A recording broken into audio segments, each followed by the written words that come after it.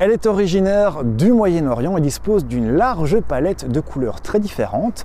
Rouge, noir, jaune, vert, pourpre. On l'appelle aussi la blanche de Göttingen, la longue rouge sang, mais nous, c'est orange qu'on la préfère, la carotte. Si un Belge consomme en moyenne une centaine de fruits et légumes frais par an, la carotte arrive facilement en tête de ce classement au coude à coude avec la tomate. Vous me direz, la tomate, c'est un fruit.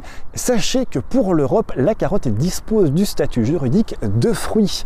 Et oui, un petit tour de passe-passe qui lui permet d'exister sous forme de confiture, puisque pour l'Europe, une confiture ne peut exister que si elle est faite à base de fruits. Bref, s'il y a de quoi s'y perdre, je vous propose de revenir aux racines même de la carotte. Voici une compilation de nos meilleurs extraits sur la petite rousse de nos potagers. Regardez, ici, près des légumes racines, donc les oignons à planter et l'ail, je vais encore semer des carottes. Les carottes, elles aiment un sol meuble en profondeur. Pourquoi?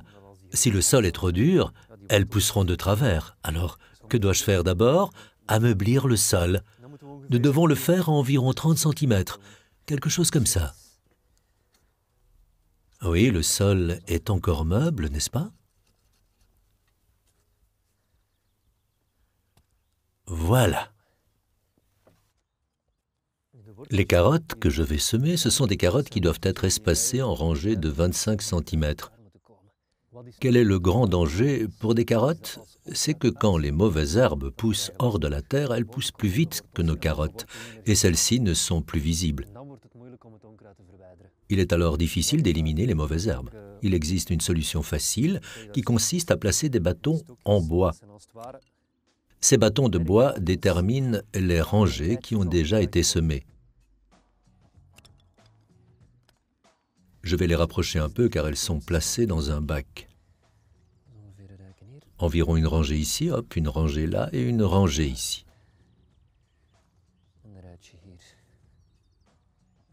De l'autre côté, je place aussi des bâtons.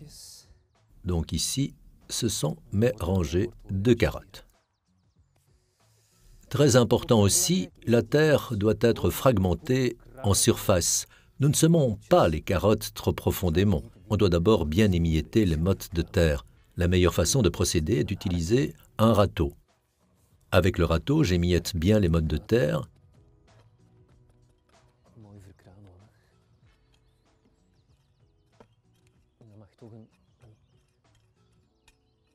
Et on peut aller à une profondeur de 3 à 4 cm. Les mottes de terre doivent être bien émiettées. Ce que vous ne pouvez certainement pas faire avec les carottes, c'est d'ajouter trop de compost ou certains engrais, et certainement pas du fumier pailleux, car cela attire la mouche de la carotte et nous ne le voulons évidemment pas.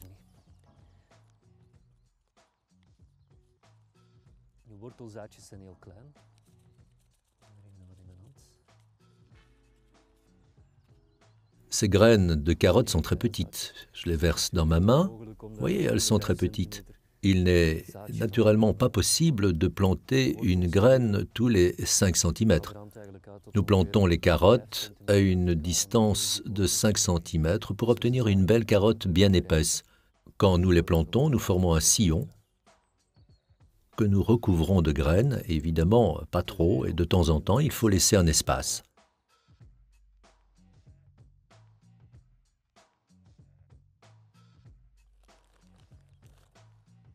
Une fine couche, cela protège naturellement aussi les plantes contre l'assèchement. Les carottes apprécient une quantité suffisante d'humidité, mais pas trop pour éviter la pourriture. Mais pas non plus trop peu, car vous devrez arroser régulièrement.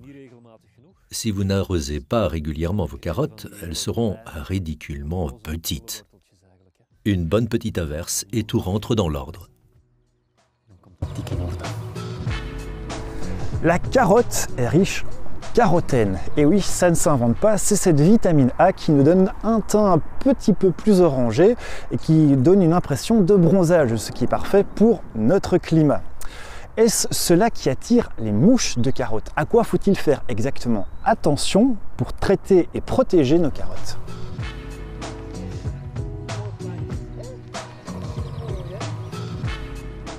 Un petit coup d'œil sur mon plan. Donc les carottes, nous allons les placer ici. Et les petits pois, qui sont encore joliment dans un seul bac, nous allons les placer ici. Ce tableau, j'y ai recensé tout ce qui viendra dans le jardin. Et nous pouvons aisément y vérifier les distances, environ 30 cm entre les rangées, afin que les légumes ne prennent pas trop de lumière les uns des autres. Le mieux est de prendre 6 cm, et nous pouvons commencer à planter. Je vais réaliser de jolies rangées avec le bâton à plante. Elles pouvaient être équidistantes de 25 cm.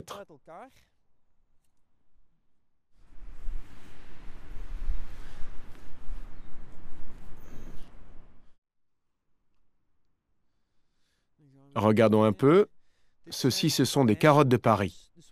Ce qui est très plaisant, c'est que ce sont en fait de petites carottes qui peuvent devenir rondes.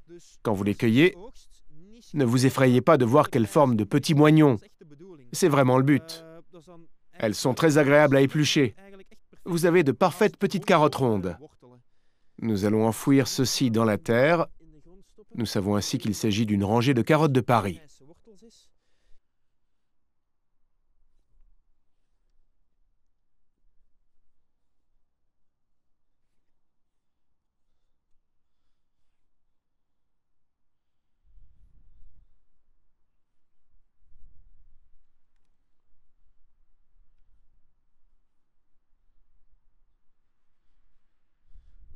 Bien tassé.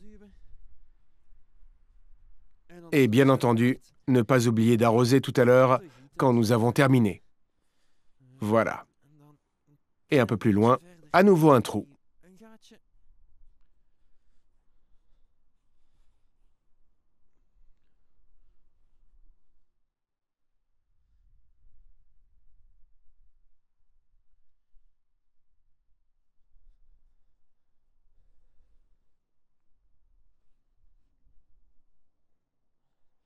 Ce qui est important, c'est ceci.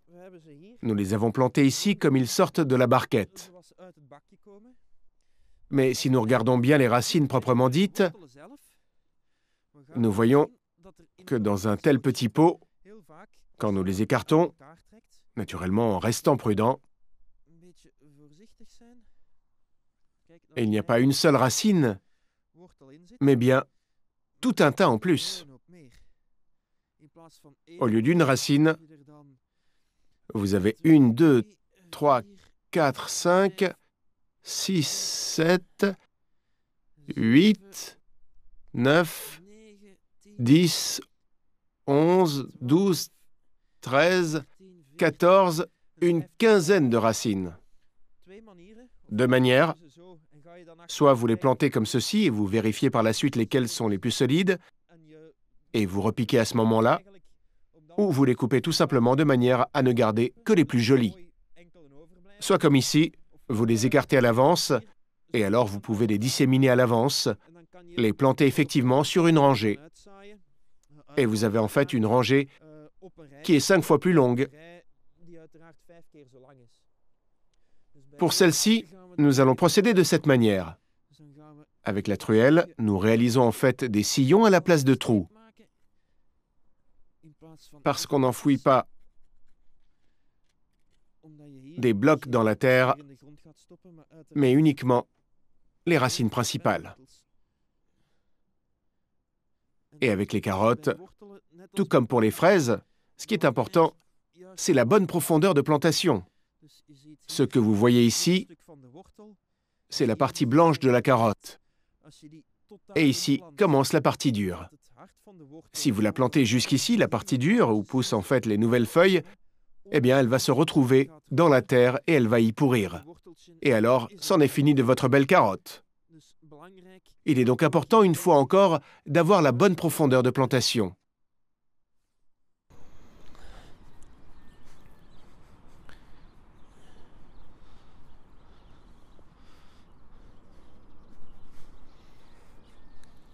Ce que nous avons donc fait, c'est planter les carottes. Mais nous nous trouvons sur une terre sablonneuse. Et ce qui est très gênant avec cette terre sablonneuse, ce sont les désagréments qu'entraîne la mouche de la carotte. Que se passe-t-il avec cette mouche? Le vent souffle fort ici. Les carottes sont ballottées par le vent. Et elles libèrent une odeur. Si vous sentez réellement par vous-même, vous sentez cette odeur de carotte.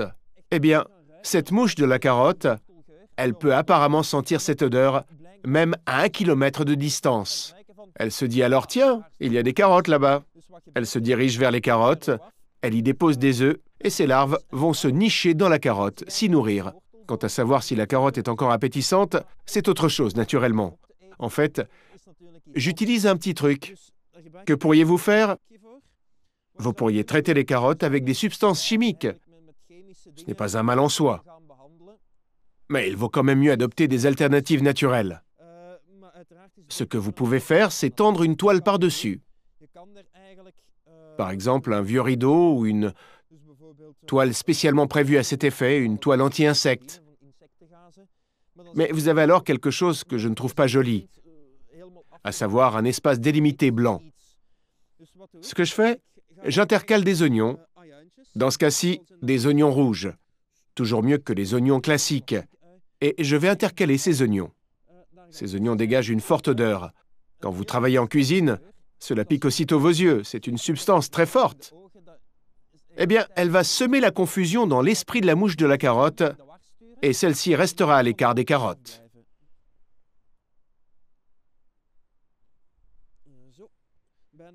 Voilà, ce qui est important avec les oignons, c'est de les enfouir correctement dans la terre. Donc, qu'allons-nous faire? En fait, utiliser un peu le bâton à carotte.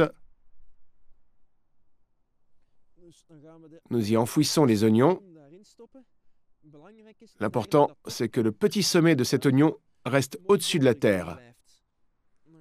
Nous l'enfonçons bien. Il ne reste qu'à espérer qu'ils font bien leur travail et que la mouche de la carotte reste bien à distance.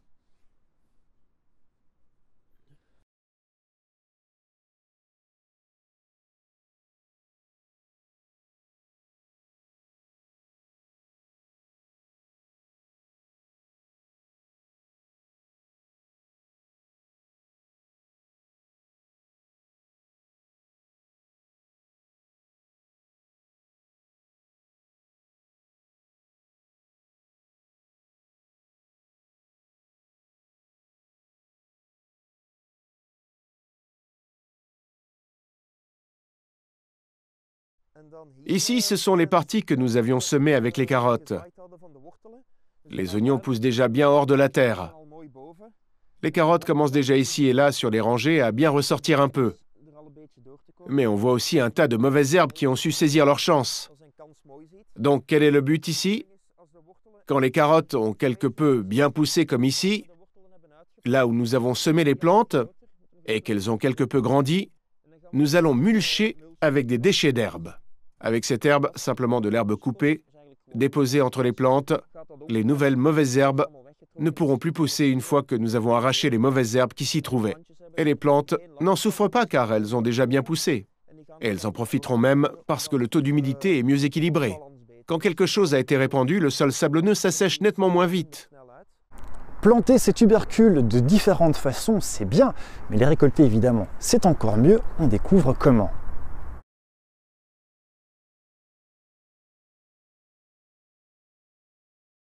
Nous avons ici les carottes de Paris, les tubercules, puis les racines principales ordinaires. Quelle est la différence? Ceux-ci sont semés environ 2 semaines plus tard et nous apprenons maintenant que quand on sème plus tôt et qu'on plante, eh bien, ce n'est pas si bon que cela. Vous voyez, les racines principales doivent être semées sur place, et maintenant elles meurent toutes à cause de la sécheresse, car les racines principales sont suffisamment enfouies dans le sol pour avoir assez d'humidité. Donc, il vaut mieux semer les tubercules et les racines principales sur place et ne pas les replanter, car autrement l'extrémité se déforme un peu, et pour les plantes, ce n'est pas la meilleure façon de pousser. Au début de la saison, vraiment au tout début de la saison, nous avons transplanté des carottes de Paris. Les autres carottes, ce sont toutes des carottes semées. Mais ces premières rangées, ces deux-ci, ce sont des carottes de Paris. Ce sont des tubercules que nous avons transplantés. Nous avons en fait utilisé 2 techniques. La première technique, comme elles sont vendues dans le magasin, simplement enfouir les pots dans la terre. Et vous voyez clairement ici, c'est tout un enchevêtrement de carottes. Toutes ces carottes poussent sur le même petit bout de terre.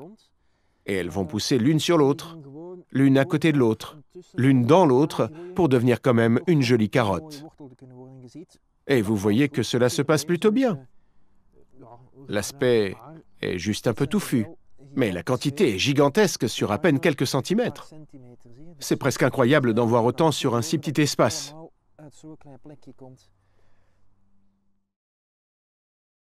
Mais comme on le sait bien, Geert aime tenter des expériences. Il sépare les boutures une par une et il plante des boutures de carottes distinctes sur une seconde rangée. Nous sommes curieux de voir si son expérience a marché.